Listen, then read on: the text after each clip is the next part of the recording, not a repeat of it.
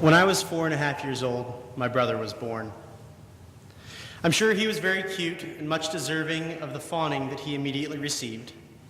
In fact, years later, he would become one of my best friends. But at the time, I was 4 and had very little interest in sharing my parents' attention. There's ample evidence of this on home videos of me cutting in front of my adorable 2-year-old brother to make sure everyone heard the obnoxious noise I had just come up with. Sure, much of the time I loved having the little munchkin around, but there were times when I had just had enough. When Ryan was less than 7 weeks old, he was lying in a baby bean bag. I was a busy 4-year-old and had places to be. If I had had the time, I would have walked around. It just simply wasn't in the schedule. So I did what anyone would have done in my situation. I got down on my hands and knees and bulldozed my way through. Needless to say, this ended poorly. Ryan was very upset. I was less successful than I would have hoped to be in my attempt to move him, and my mom had every right to be very angry with me. But she didn't get on to me. She just picked Ryan up and sat me down and had a talk with me about how we treat the new baby and who we could and could not bulldoze. Much to my dismay, it turned out I was not allowed to bulldoze anyone. Life is unfair. In Hosea 11, we see the same motherly love and guidance in God. In this monologue related to us by the prophet Hosea, God gives us quite a revealing description of God's relationship with Israel. God calls Israel out of Egypt as a son and teaches him to walk. God picks up Israel as an infant to her cheek and feeds him.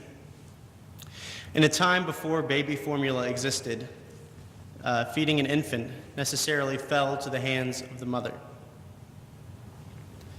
This image of God as the mother is further emphasized by the use of the feminine form of ahava, the Hebrew word for love, in verse 4. Why does this matter? It matters for 2 reasons. The first reason that it matters that God is being portrayed here as a mother is that it serves as a reminder that we must vary the metaphors we use to describe God. When we fail to vary our metaphors, we run the risk of putting God in a theological box. When we put God in a theological box and say, God must be this and cannot be this, or God must do this and cannot do this, we have a sneaky way of replacing God with our own selves.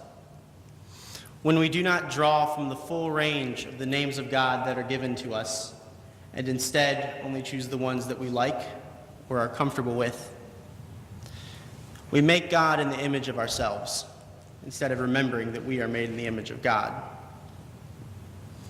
The second reason that it matters that God is being portrayed as a mother is that the rest of the passage is dependent on God's motherly relation to Israel. God's role as the mother necessarily makes Israel her son. Since according to verse 1, God called her son out of Egypt, we can presume that Israel is her adopted son. Israel as an adopted son is not a new theological idea for us today or for the writer of Hosea. The allegory of Israel as an adopted son is and was a fairly common and indeed apt image of Israel's election. Nor was it new territory for a prophet to criticize Israel's response to its election. Hosea does this through portraying Israel as a disobedient son. We are told in the passage immediately preceding this, very angrily, "You have plowed wickedness. You have reaped injustice. You have eaten the fruit of lies. Because you have trusted in your own power and in the multitude of your warriors, the tumult of war shall rise against your people, and all your fortresses shall be destroyed, as Shalman destroyed Beth Arbel on the day of battle, when mothers were dashed with their children. Thus it shall be done to you, O Bethel, because of your great wickedness. At dawn, the king of Israel shall be utterly cut off. Quite a bleak picture. In fact, it seems a bit much. One might wonder why God reacts with such hostility to Israel's actions. If my mom had reacted as violently to me when I creamed my brother, you might have heard about it in the news. The answer to this is in Deuteronomy, the great collection of the laws of Moses set down for the Hebrew people based on the needs of his community and on his interpretations of the Ten Commandments that were handed down to him by God on Mount Sinai. According to Deuteronomy 21:18 through 21, parents who have a son who is rebellious and refuses to heed their commands are to take him to the edge of town, are to take him to the elders, so that he may be taken to the edge of town and stoned to death by all the men in that town. Fortunately for me, this rule is no longer enforced. This is a difficult passage, to say the least. In Deuteronomy 29, this commandment is further translated for Israel's relationship with God. We are informed in this passage that the punishment for a city or people who break their covenant with God is the destruction of that city or people. The cities of Sodom, Gomorrah, Admah, and Zeboim are cited as precedents for this punishment. It seems that this might be the route that God is taking. In verses 5 through 7, God says that Israel will be taken over by Assyria and go back to the oppression that it was subjected to in Egypt. But it is at this moment in the passage that we receive one of the most beautiful and intimate examples of God's thought process in the entire Bible. In verses 8 and 9, God says, "How can I give you up, Ephraim? How can I hand you over, O Israel? How can I make you like Admah? How can I treat you like Zeboim? My heart recoils within me. My compassion grows warm and tender. I will not execute my fierce anger. I will not again destroy Ephraim, for I am God and no mortal, the Holy One in your midst, and I will not come in wrath." God acknowledges what Israel deserves, and yet refuses to give them the punishment that the law requires. The wonderful part about this passage is that Israel does nothing to deserve the love or forgiveness of God.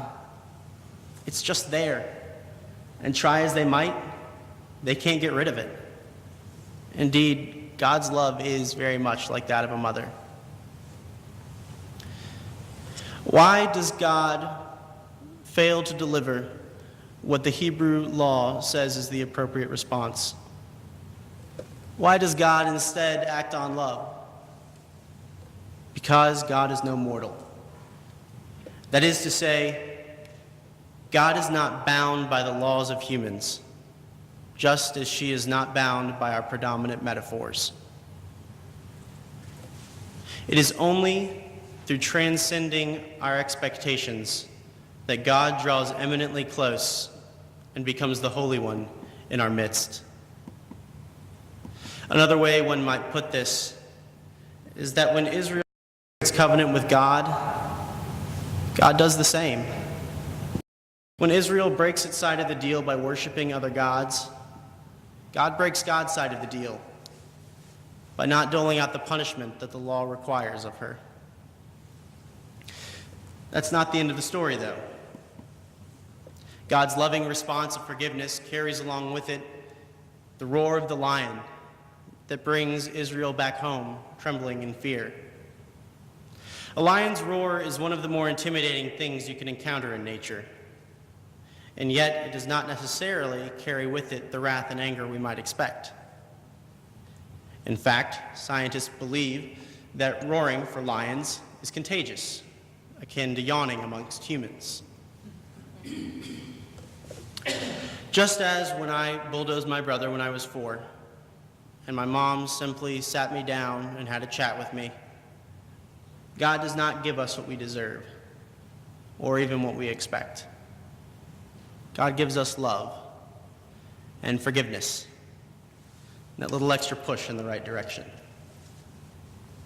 It reminds me of the scene in The Lion, the Witch, and the Wardrobe, where the children meet Aslan, the lion character who represents Christ, for the first time. They ask their friend Mr. Beaver if he's safe. Mr. Beaver replies, "Safe? Don't you hear what Mrs. Beaver tells you? Of course he's not safe. But he's good. He's the king, I tell you." A lion is a wild, unpredictable animal, capable of a lot of damage, as is God. We simply have to trust that God's love for us will outweigh the sense of hurt and betrayal that any mother would feel when her children turn away from her. This is no easy feat. It is difficult to remember that God loves us as much as God does, and even more difficult to believe it. There's been a lot of focus on sin throughout the history of Christianity, and at times this has led to some great things. If it were not for Martin Luther's overwhelming sense of his own sinfulness, we might not have had the Reformation. However, maybe sin has gotten too much of the limelight. I think that sometimes we focus so much on the depravity of humanity that we lose sight of the intense and passionate love of God that is evident in this passage. It is a wild and real love.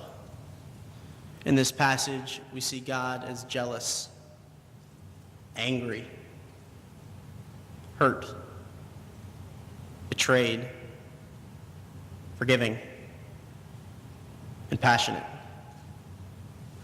This is not a stoic God sitting on a throne, purveying our habits from a distance. This is an emotional God. This is a God who is utterly concerned with the well-being of her people. But how do we remember this love in our daily lives? The same way that Israel was supposed to remember God's love and devotion in this passage. Cords of human kindness. The relationships that bind us to other people are the same relationships that, whether we acknowledge it or not, bind us to God. God exists in our communities. All we have to do is look, and we will see the face of God in our friends and neighbors. Today, as we celebrate communion, we remember that our continuous breaking of God's covenant was met with a God who is just as apt to break our rules. Rules like God is not human, God cannot die, and death is final. All of these rules were broken in the life, death, and resurrection of Jesus Christ. They were broken so that we can come together as a community to celebrate the love of a passionate and wild God.